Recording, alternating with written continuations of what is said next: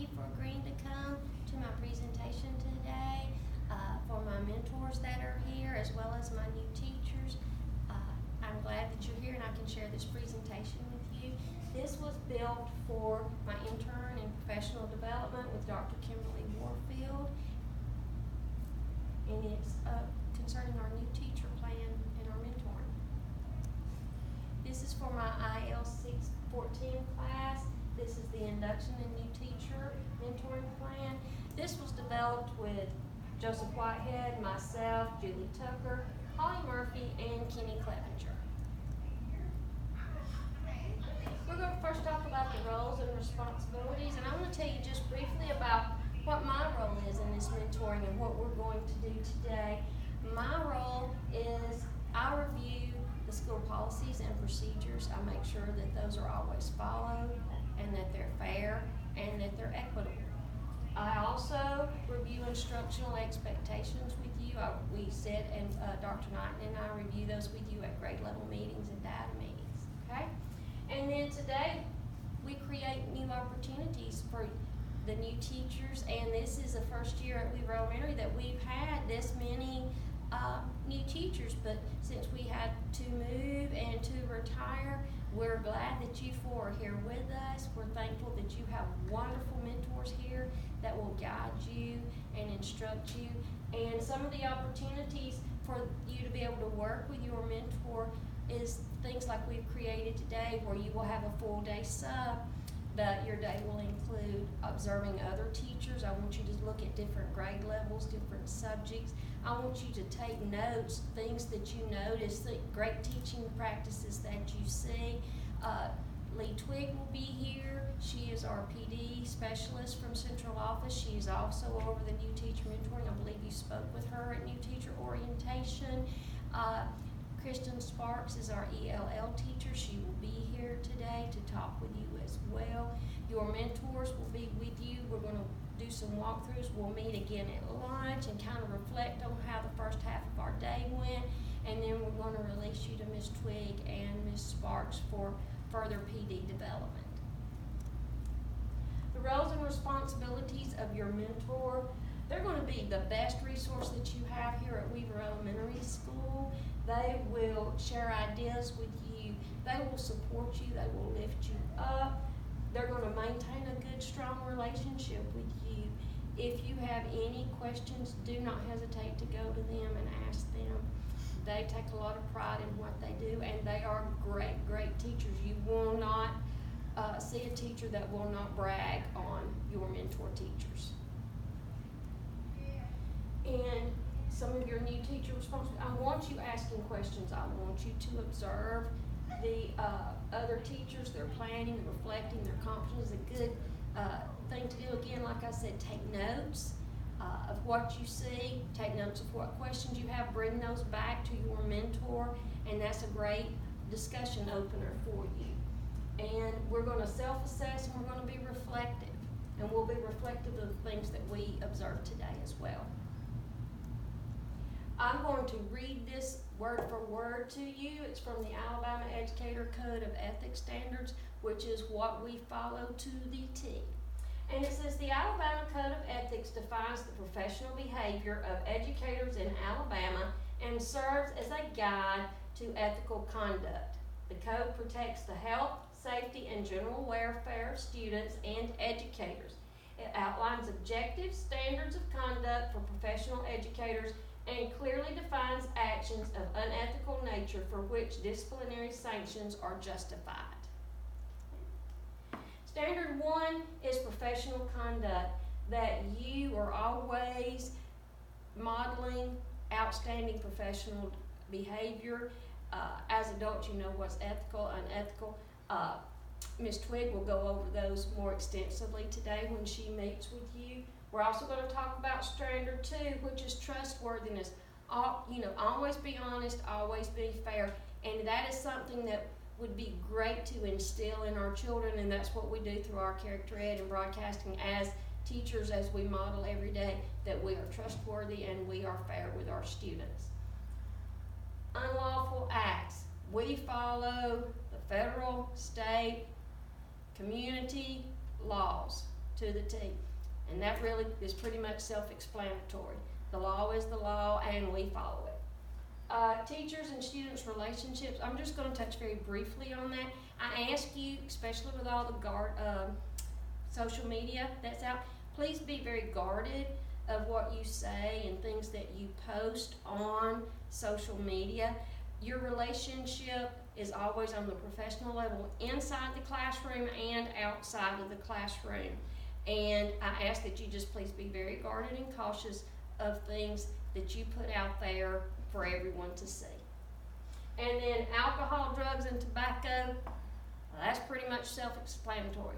Don't do it, and please don't do it at school, okay? We're going to talk about the legal issues.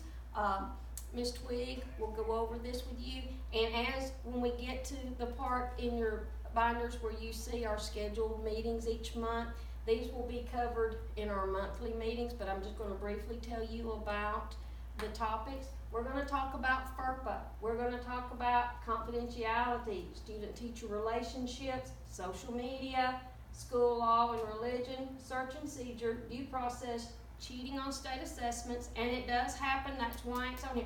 Not at Weaver Elementary, but it does take place in schools, not in our county, but somewhere. Other changes, we're going to talk about schools' responsibilities, our procedures, our policies. You'll get to know more about that when we dive more into our school ASIP plan. That's the plan strictly for Weaver Elementary, and our plan and goals that we instill here for our teachers and our students. We'll talk about student discipline, technology, our safety drills, and our parent communication. Now we're going to talk about induction. Tessa Sims will also be here today. She's going to talk with you. She's from the special ed department. She's one of the psychometrists that works strictly with Weaver Elementary. And we're going to talk about special education. And with special education, every child, regardless of their disability or their exceptionality, are encouraged to participate in all educational programs and to best fit the needs that will be met for them, regardless again of their exceptionality. When we have special ed referrals, and Tessa will go over that more in detail, all special ed referrals, unless it's a parent referral, has to be generated through our RTI or our PST plan, where we meet as a team of educators when a child is brought up that is struggling or showing to be below grade level consistently. We put accommodations into place for them. We will track their data for 9 weeks. At the end of that 9 weeks, if we do not see a successful progression in achievement, then we will look at possibly referring that child to special ed at that time. But it is all a process that has to be followed and carried out, where data is collected and reviewed and discussed, and all of that will be turned over at the point in time that the child is referred for special ed. If the child is tested for special ed and does qualify, then one of our special education teachers would at that time write an IEP. Again, Ms. Sims will go over that with you in more detail this afternoon. The ELL learners, I will let you know that we have about 10% of our students are ELL learners, and at the present time we have 5 different languages that are being spoken at Weaver Elementary. The great thing is we have Kristen Sparks to work with those different languages. Only one of those are Hispanic. We have the other ones are Arabic, Yemen, and several other languages, and then of course English. Our pre-K program, we have pre-Ks in all of our schools within our district. I want to give you a little bit of information about the pre-K program here at Weaver Elementary. Ours is different. It's federally funded. It is a split of half general ed, half special education. They have 12 slots per class that require 6 to be of general ed and 6 of children that have to hold an IEP.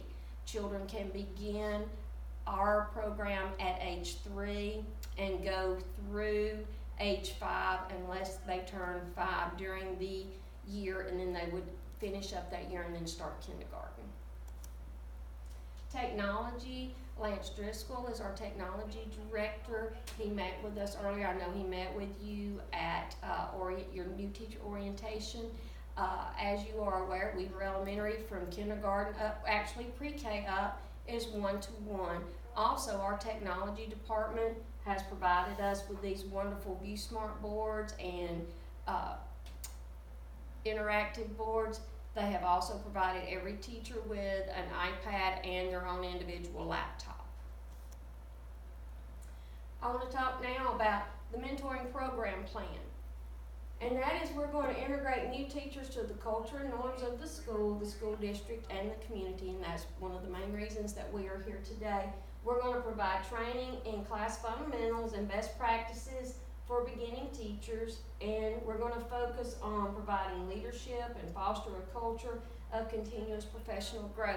And that is what we will do each month when we meet together.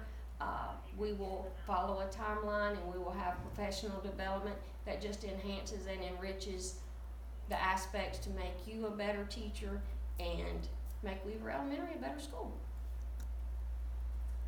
What are the teacher characteristics? They're willing to receive training to improve their mentoring skills. They demonstrate a commitment to lifelong learning.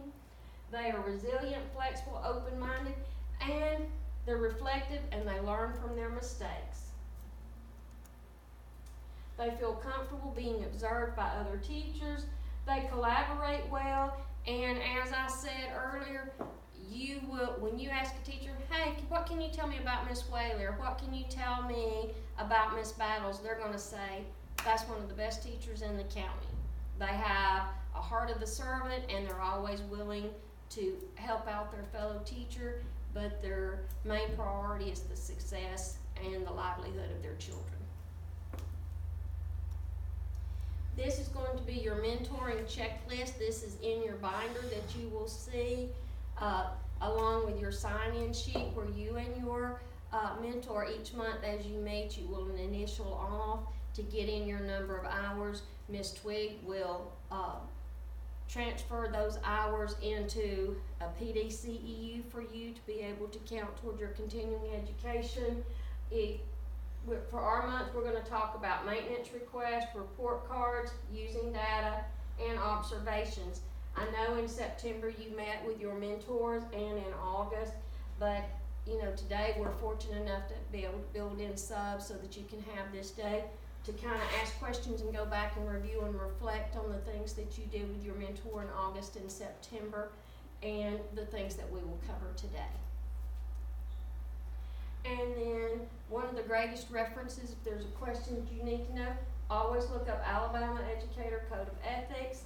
If you have any question, go to the state, come to me, go to your mentor, contact Ms. Twig, contact Ms. Sims, you have a plethora of resources that are here that want you to be successful. Again, I want to thank you for coming today, and I'm now going to release you to your mentor and get ready to do your observations. Thanks, and have a great day, and I'll see you at lunch.